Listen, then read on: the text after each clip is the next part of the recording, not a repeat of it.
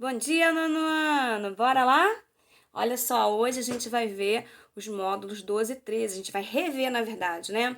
Exercícios complementares para a gente falar da entrevista. É uma coisa delícia que eu sei que vocês também curtem, que é um gênero textual super fácil de elaborar, de fazer, né? E muitas vezes eu via, né, nas apresentações, né, quando a gente fazia entrevista, aquele show que vocês davam e era super, super cativante, super legal, emocionante, enfim. Agora a gente vai falar um pouquinho, eu vou falar de algumas características e tal, a gente vai ver uma entrevista, fazer algumas perguntas, tá? Eu vou ler tudo com vocês para preparar vocês para responder, tá bom? Então vamos lá, ó. Eu botei aqui um passo a passo para realizar uma entrevista. Tá? Achei importante acrescentar o que tem na apostila. A apostila é ótima, mas sempre tem mais algo que a gente falar, né? Então vamos lá, ponto 1, né? Planejar a entrevista com uma pauta de assuntos sobre os quais vai formular as perguntas, iniciando sempre pelas mais simples. Você vai aumentando o grau de tensão ali, né? Da entrevista depois. Aí começa brando e tal, como quem não quer nada, e depois vai entrando lá nos assuntos mais instigantes. Depois você tem que registrar o nome da pessoa entrevistada, os dados básicos de sua biografia. Você não pode ir sem saber o mínimo sobre a pessoa que você vai entrevistar. Depois você vai preparar um texto introdutório sobre esse entrevistado, ou entrevistados, no caso, né, que você pode entrevistar mais de uma pessoa ao mesmo tempo, sua ligação com o assunto da entrevista, se for o caso, os objetivos da sua entrevista, tá? Então, é aquele textinho que a maioria de vocês que me entregou, né, a entrevista, adorei, ficou show de bola, como sempre. Tem aquele iniciozinho antes da primeira pergunta, você inicia o seu texto, o seu gênero textual com uma base, né, um parágrafo introdutório, onde você expõe ali sobre o que você vai falar, com quem você vai falar, isso aí, porque uma entrevista normalmente está num veículo de comunicação, que é uma revista, um jornal, e aí você prepara o leitor para o que ele vai, que tipo de entrevista, com quem ele vai ler, sobre quem ele vai ler essa entrevista, tá?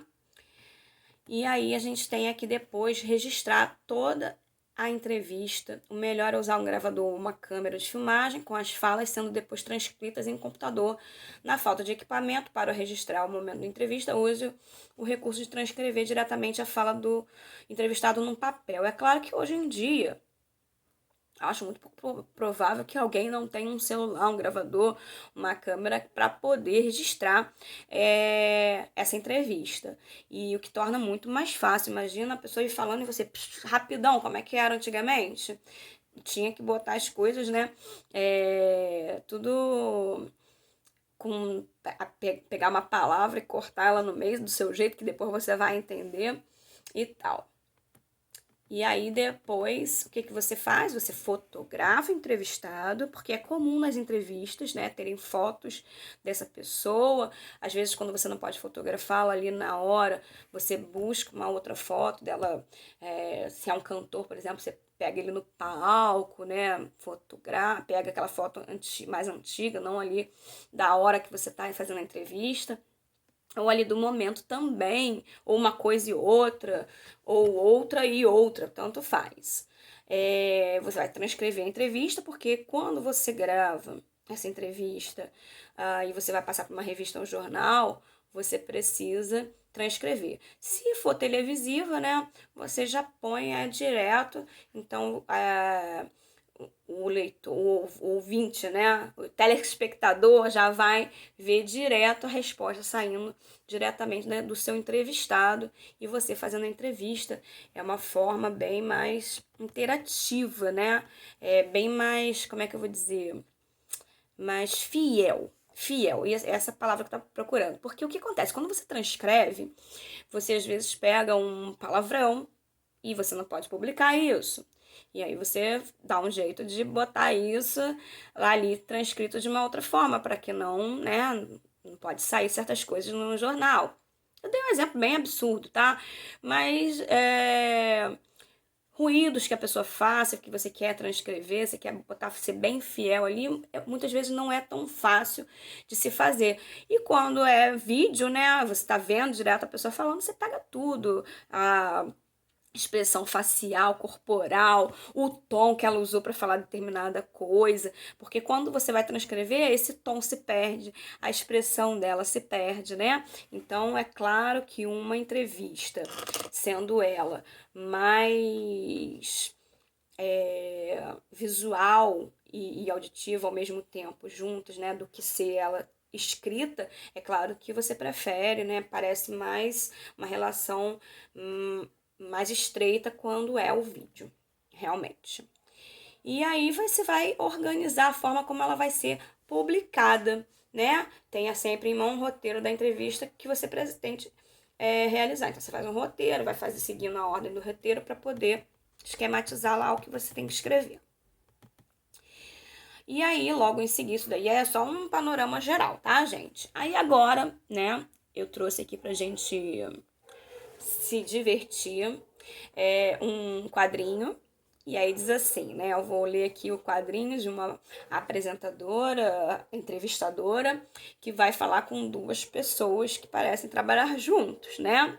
Então vamos lá. Então a apresentadora diz o seguinte: hoje temos conosco o jornalista de Poker Barry Carter e o cartunista de pôquer chamado Hubert Spider. Eu acho que é assim que fala.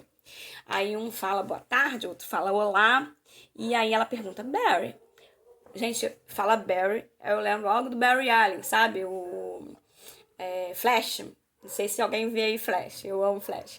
Aí fala, Barry, por que você decidiu ser escritor? Aí ele diz, é fácil, sempre quis viver do pôquer, tentei jogar várias vezes, mas sou muito estúpido para ser um vencedor.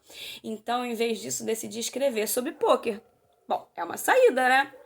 Aí a entrevistadora vira e fala pra ele, fala sério, Barry, não acredito que você seja assim tão mau jogador. Aí ele fala, acredito. Estou falando sério.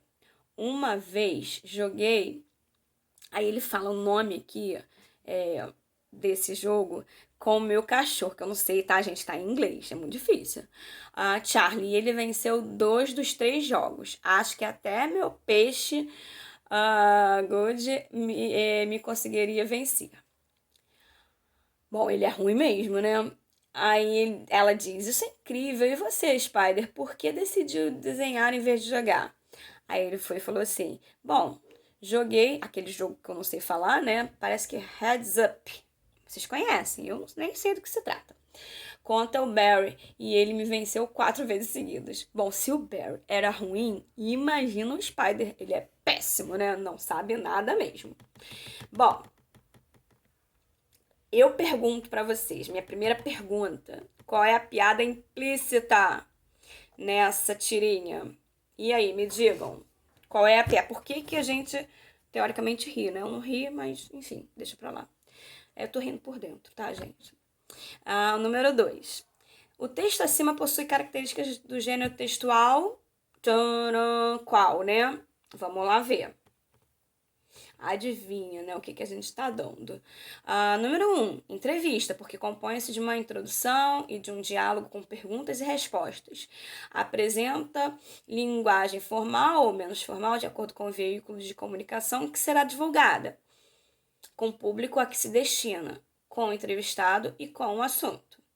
Ou seria crônica, porque relata fatos do cotidiano, possui poucas personagens e a linguagem é simples. Ou seria reportagem, porque possui uma linguagem clara, objetiva, tem vários entrevistados, informa a respeito de um assunto e se aprofunda no tema abordado. E aí, gente, eu quero que vocês me digam qual dessas alternativas está correta. Eu acho que tá muito difícil essa. O que vocês acham? Eu acho que vocês vão acertar de cara, sem pensar 2 vezes.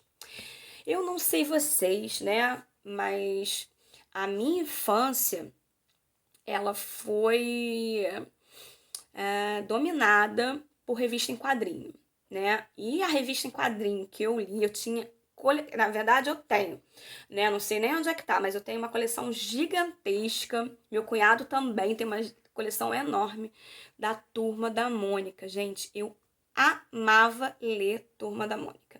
Era minha distração preferida.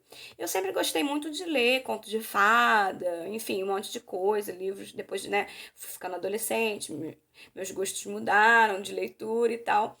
Mas então eu trouxe aqui para vocês, porque eu acho que não tem idade para ler Mônica, Turma da Mônica, não há idade. E aí, é claro que eu não trouxe historinha para vocês. Se vocês quiserem, vocês vão lá e veem. Se não tiver em casa a revista da Turma da Mônica, pode olhar online. É só você botar que certamente vai aparecer várias histórias maravilhosas, incríveis para você rir e se distrair com essa leitura. E aí eu trouxe aqui falando sobre, né, a Turma da Mônica, tá? Então tem um textinho aqui e tem perguntas. É um pouquinho de interpretação de texto, porque assim, vocês já fizeram para mim uma entrevista. Agora eu quero que vocês já viram, né, a entrevista que tinha lá no livro e tal, mas agora eu quero que vocês vejam outra, mais uma, né? Porque lidar com textos diversos, variados daquele mesmo gênero, faz com que você reconheça e conheça bem esse texto, esse gênero textual. Então vamos lá. Criada há mais de 50 anos. Gente, eu tô lendo aqui, não sei se eu já falei isso, mas tem um arquivo do Word aqui, onde tem tudo isso que eu tô lendo, que vocês estão vendo no vídeo, tá? Vamos lá. Criada há mais de 50 anos, a Turma da Mônica vai enfim virar gente de verdade. Depois de estampar tirinhas diárias em jornais e páginas de gibis publicados em 29 países, de estrelar desenhos animados, espetáculos teatrais, jogos e até aplicativos para celular, os personagens que o cartunista Maurício de Souza criou a partir de sua filha e dos amiguinhos dela serão interpretados por crianças de carne e osso.